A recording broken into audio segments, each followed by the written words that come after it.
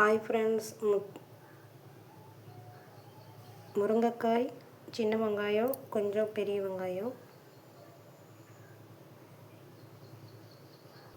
கத்திரிக்காய் தண்ணியில் கட் பண்ணி போட்டு வச்சுருக்கேன். கருப்பாயிடும், அதனால் தண்ணியில் போட்டு வச்சுருக்கேன். தக்காளி.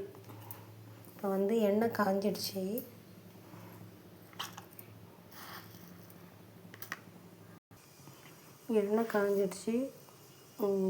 கொஞ்சமாக கடுகு போட்டுக்கலாம்.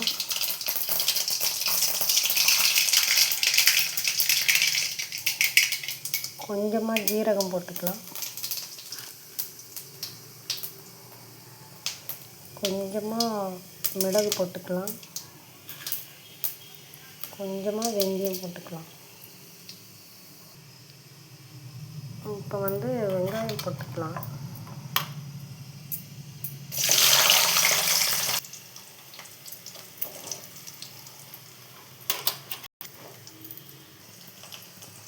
இது நல்லா வதக்கிக்கலாம்.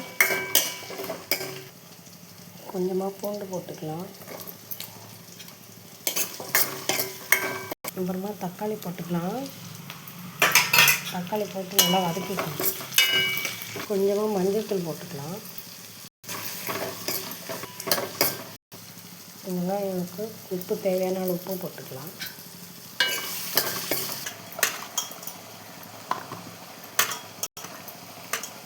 இப்போ முருங்கைக்காவும் கத்திரிக்காயும் போட்டுக்கலாம்.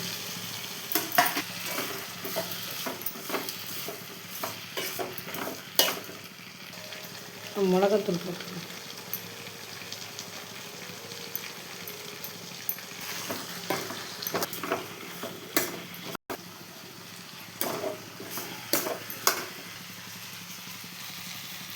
நமக்கு எவ்வளோ தேவையோ அது தண்ணி ஊற்றிக்கலாம்.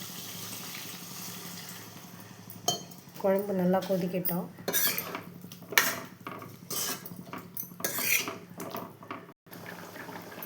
கொஞ்சமாக புளித்தண்ணி ஊற்றிக்கலாம்.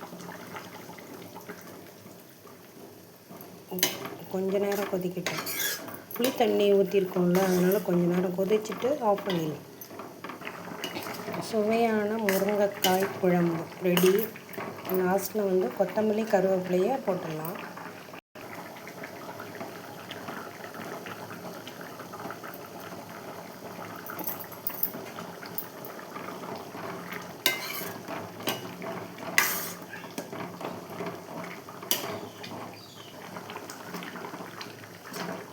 அவ்வளோதான் ஃப்ரெண்ட்ஸ், முருங்கைக்காய் கத்திரிக்காய் குழம்பு ரெடி. ஓகே ஃப்ரெண்ட்ஸ், பாய்.